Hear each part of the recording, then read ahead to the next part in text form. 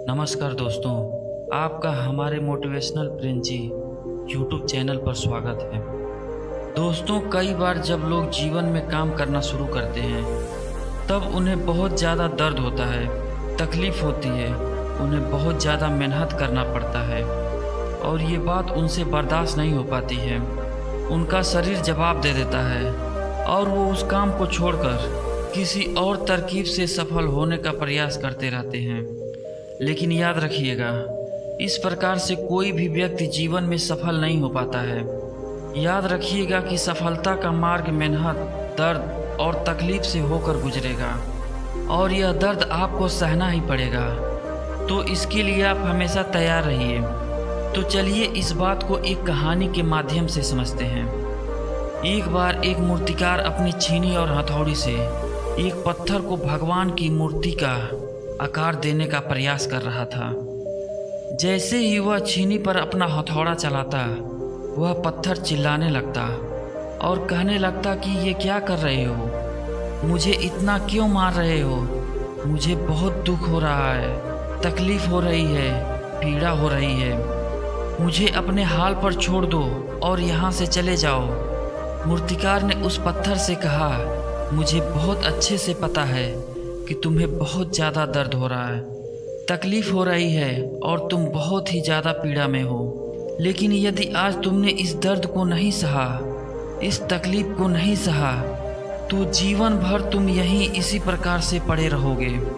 मुझे पता है कि तुम में आगे बढ़ने की अपार संभावना है। तुम एक बहुत अच्छे पत्थर हो, लेकिन यदि तुम इसी प्रकार से रहोगे तो कभी भी आगे नहीं बढ़ पाओगे। इतना कहकर मूर्तिकार औजार उठाया ही था कि पत्थर फिर से चिल्लाने लगा, गिड़गिड़ाने लगा, विनती करने लगा कि मुझे अपने हाल पर छोड़ दो। मुझे पता है कि जीवन के लिए कौन सी चीज़ सही है और कौन सी चीज़ गलत है। मुझे बहुत ज़्यादा दर्द हो रहा है। अब मैं इस तकलीफ़ को बहुत ज़्यादा नहीं सह सकता। मैं जिस हाल में हूँ उस हाल में तुम मुझे छोड़कर यहाँ से चले जाओ।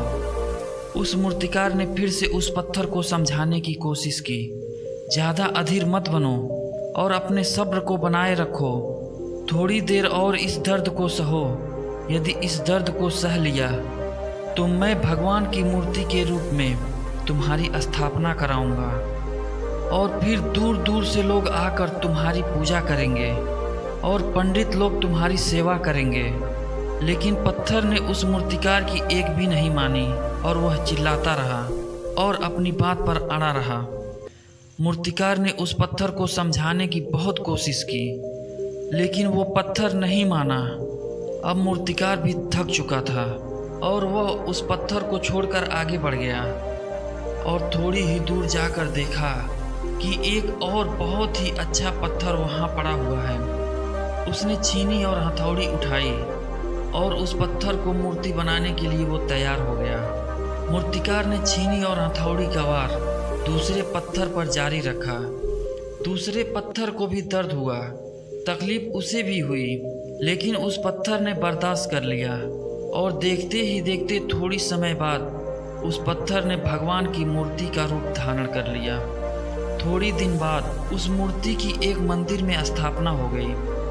धीरे धीरे करके लोग वहाँ पूजा पाठ करने आने लगे। लोगों की मन्नतें पूरी होने लगी और वह मंदिर बहुत ही ज़्यादा प्रसिद्ध हो गया।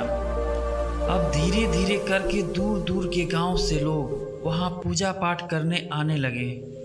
फिर एक दिन उस पत्थर को उसी मंदिर में लाया गया और उसे एक कोने में रख दिया गया।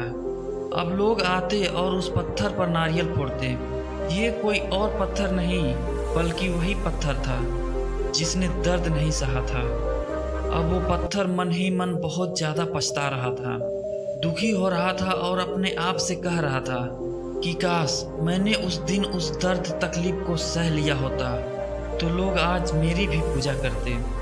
तो दोस्तों, इसलिए आप भी अपने जीवन में हमेशा याद रखिएगा कि जब भी आप अपने करियर की शुरुआत में किसी काम को कर रहे हो, पढ़ाई कर रहे हो या कोई काम कर रहे हो और उसमें आपको दर्द हो रहा है, तकलीफ हो रही है और ज़्यादा मेहनत करना पड़ रहा है, तो आप रुकिएगा मत, किसी और रास्ते की शुरुआत मत करिएगा। क्योंकि कोई और रास्ता आपको सफलता नहीं दे सकता।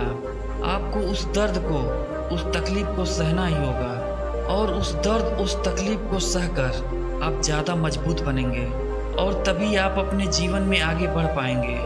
और जीवन में आप हमेशा याद रखिएगा कि आपको पहले पत्थर की तरह नहीं बल्कि दूसरे पत्थर की तरह बनना है। दोस्तों, यदि आपको यह कहानी पसंद आई हो और इससे कोई सीख मिली हो तो अपने दोस्तों और अन्य लोगों के साथ शेयर जरूर करिएगा। धन्यवाद।